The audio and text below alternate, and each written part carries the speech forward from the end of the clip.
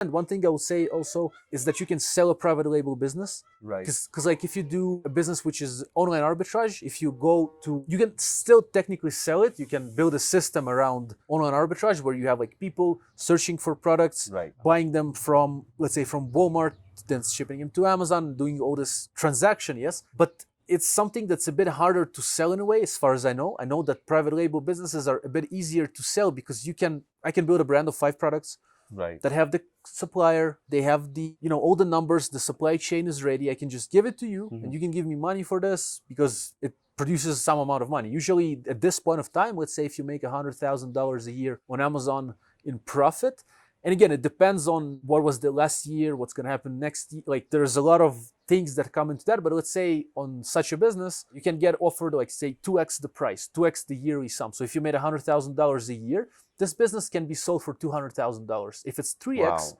it's going to be sold for 300,000. I have friends that sold for like 3x and a little bit, 3.2, 3.4. Like depends on the market for buying businesses. 6x as well. Like things can happen. Depends on what you're selling, the potential of the buyer of the business to grow the business. Like if I'm paying 200,000 for something that produces 100,000, I probably want to produce a bit more with my investment. So this is the cool thing about private label. It's sellable. And I have friends who've done exits. Dan McGill, Andrei Sadovak, my friends, they have exited their businesses.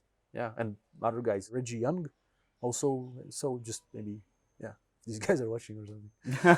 Yeah, good people, good people. Crazy.